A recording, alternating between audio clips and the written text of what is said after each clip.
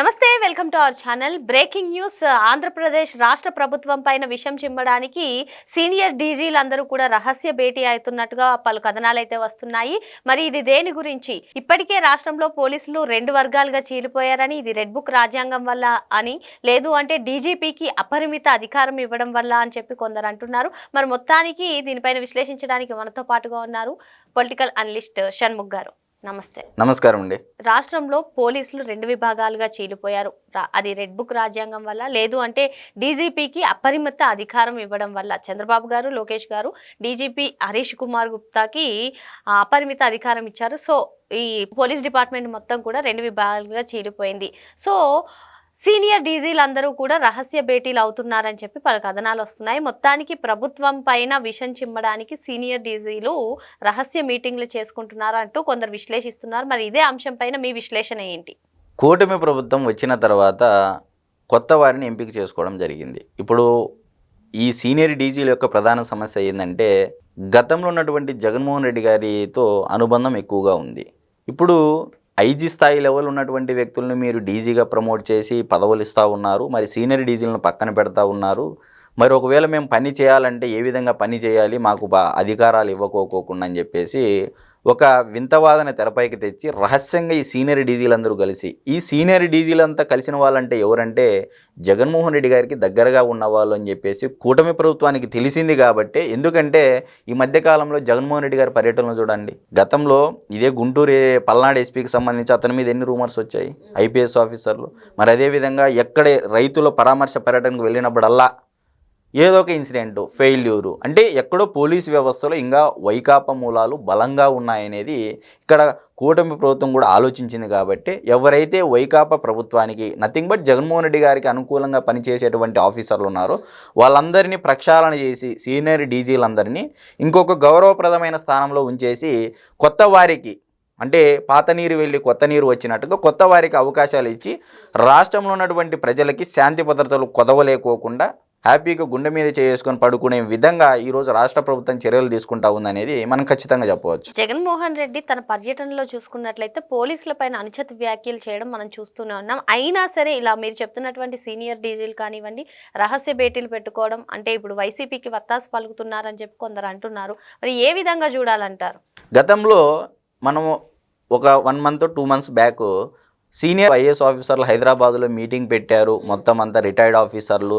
చంద్రబాబు నాయుడు గారు ప్రభుత్వాన్ని అస్థిరపరచాలి అంటే ఏ విధంగా మనం ఇది చేయాలి. రీసెంట్గా వైఎస్ రాజశేఖర రెడ్డి గారి యొక్క జయంతి రోజున కూడా అంతా ఒక కమ్యూనిటీకి చెందిన వాళ్ళే మీటింగ్ అయ్యేసి చంద్రబాబు నాయుడు గారి ప్రభుత్వాన్ని అస్థిరపరచాలని చెప్పేసి ఈ గెట్ టుగెదర్ ప్లానింగ్ చేశారు అని చెప్పేసి, అంటే ఎక్కడెక్కడ ఉన్నటువంటి ఆ అస్త్రాలన్నీ సమకూర్చుకుంటున్నాడు జగన్మోహన్ రెడ్డి గారు.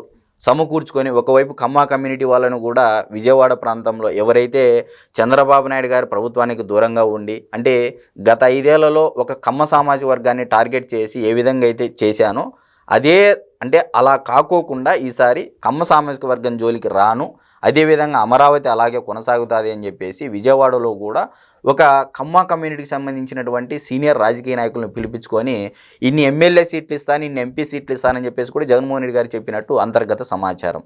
మరొక వైపు హైదరాబాద్లో రిటైర్డ్ ఆఫీసర్ల మీటింగు, ఐఏఎస్ ఆఫీసర్ల మీటింగు, ఇప్పుడు సీనియర్ డీజీల మీటింగు. అంటే జగన్మోహన్ రెడ్డి గారు ఒక్కొక్క అస్త్రాన్ని బయటకు తీసుకుంటూ వస్తున్నారు. కూటమి ప్రభుత్వాన్ని ఎట్టి పరిస్థితుల్లో అస్థిరపరచాలనే వ్యూహానికి మొత్తం త్రిశూల వ్యూహం, ఓన్లీ గవర్నమెంట్ యొక్క అధికారులే ఆఫీసర్లనే టార్గెట్గా చేస్తూ వాళ్ళను ముందుంచి గేమ్ ఆడాలని పథకం అంటే వేయాలని చెప్పేసి జగన్మోహన్ రెడ్డి గారు ప్రయత్నం చేస్తున్నారు అంటే ఎటువంటి సందేహము లేదు. జగన్మోహన్ రెడ్డి పర్యటనలో ఒకవైపు అంటే లా అండ్ ఆర్డర్కి విఘాతం కలిగించే విధంగా, మరి పోలీసులపైన అనుచిత వ్యాఖ్యలు ఇంకోవైపు, ఇప్పుడు ఈ సీనియర్ డీజీల మీటింగ్ ఒకవైపు, ఏ విధంగా చూడాలి? ఇక్కడ వీళ్ళు ఏం చెప్తున్నారంటే వైఎస్ఆర్సీపీ పార్టీ వాళ్ళు కానీ వాళ్ళకి సంబంధించినటువంటి రిలేటెడ్ యూట్యూబ్ ఛానల్స్లో కానీ ఈ సీనియర్ డీజీల మీటింగ్ పైన, అంటే ఇప్పుడు గతంలో డీజీపీగా గౌతమ్ సవాంగ్ గారు ఉన్నారు, కసిరెడ్డి రాజేంద్రనాథ్ రెడ్డి గారు ఉన్నారు. ఏం చేయాలి ఇప్పుడు? వాళ్ళ మాదిరి చేయమంటారా? ఇప్పుడు కసిరెడ్డి రాజేంద్రనాథ్ రెడ్డి గారు, విశాల్ గున్ని, సీతారామాంజనేయులు వీళ్ళు ఏం చేశారు? ఒక పక్క రాష్ట్రంలో ఉన్నటువంటి సినీ నటికి సంబంధించి కాదంబరి జత్వాని కేసులో సస్పెండ్ అయ్యారు. అంటే ఈ విధంగా చేయమంటారా? ఎవరైతే ఆఫీసర్లు, మంచి ఆఫీసర్లు ఉంటారు, చెడ్డ ఆఫీసర్లు ఉంటారు. మరి చెడ్డ ఆఫీసర్లను పక్కన పెట్టేసి మంచి ఆఫీసర్లను తెచ్చుకొని రాష్ట్ర ప్రభుత్వం పరిపాలన చేస్తారంటే ఇక్కడ వచ్చినటువంటి సమస్య ఏంది? మరి గతంలో ఇదే గౌతమ్ సవాంగ్ గారు టీడీపీ పార్టీ ఆఫీస్ పైన దాడి జరిగితే ఏమన్నారండి? అభిమానులకి ఏదో కోపం వచ్చి ఉంటుంది, అది దాన్ని ఏమన్నారు? స్వేచ్ఛా హక్కు, జీవించే హక్కు, మాట్లాడే హక్కు, ఏదో ఫండమెంటల్ రైట్స్ అని చెప్పడం జరిగింది. బీపీలు వస్తే దాడులు చేస్తే అది ఫండమెంటల్ రైట్ అని చెప్పుకునే స్థాయికి డీజీపీ గారు వచ్చారు. ఈరోజు డీజీపీ హరీష్ కుమార్ గుప్తా గారికి అపరిమిత అధికారాలు ఇచ్చారు. సో ఆయనకు సంబంధించినటువంటి అంటే జూనియర్ లెవెల్ ఆఫీసర్లను, ఐజీ లెవెల్ ఆఫీసర్ని డీజీగా ప్రమోట్ చేస్తూ ప్రమోషన్లు ఇస్తున్నారు, పదవులు ఇస్తున్నారు, మరి మమ్మల్ని పక్కన పెట్టేస్తున్నారు, మా మీద వివక్ష చూపుతున్నారు అనేది ఆ ఒక్క కార్నర్ చేస్తూ జగన్మోహన్ రెడ్డి గారికి సపోర్ట్గా వీళ్ళు సిస్టంలోకి దూరి ప్రభుత్వాన్ని అస్థిరపరచాలనే కుట్ర జరుగుతూ ఉంది అనేది ఇది మరొక అంతర్గత సమాచారం. మరి ఇప్పుడు ఫైనల్గా మీరు చెప్పండి, ఐఏఎస్ ఆఫీసర్ల మీటింగు, డీజీల మీటింగు, మరి రిటైర్డ్ ఆఫీసర్లు, వైఎస్ఆర్ గారి జయంతి రోజున జరిగిన రోజునటువంటి గెట్ టుగెదర్లో ఏదైతే ఉందో అక్కడ జరిగినటువంటి సంభాషణలు కానీ, మరి ఈ అంతర్గత సమాచారం ప్రకారము కూటమి ప్రభుత్వాన్ని ఖచ్చితంగా ఈసారి అస్థిరపరచాలి. ఈసారి do or die situation Jaganmohan Reddy గారికి. ఒకవైపు కేసుల పరంపర ఉచ్చు బిగుస్తూ ఉంది, సెంట్రల్ గవర్నమెంట్ నుంచి కూడా అంటే బీజేపీ పార్టీ నుంచి కూడా అష్యూరెన్స్ వచ్చింది. మరొక వైపు డిస్క్వాలిఫై అయితే ఇంకా జీవితంలో జగన్మోహన్ రెడ్డి గారు సీఎం కాలేడు. అంతలోపలే ప్రభుత్వాన్ని ఒక అస్థిరపరిచేటువంటి కుట్ర జగన్మోహన్ రెడ్డి గారు బలంగా ప్లాన్ వేశారనేది అయితే మనం ఖచ్చితంగా చెప్పవచ్చు. మరి సీనియర్ డీజీల మాటున జగన్మోహన్ రెడ్డి ఇలా కూటమి ప్రభుత్వం పైన బురద జల్లే ప్రయత్నం చేస్తున్నారని చెప్పి షణ్ముఖ్ గారు చెప్తున్నారు. మరో అంశంతో మళ్ళీ కలుద్దాం. థ్యాంక్ యూ అండి. నమస్తే.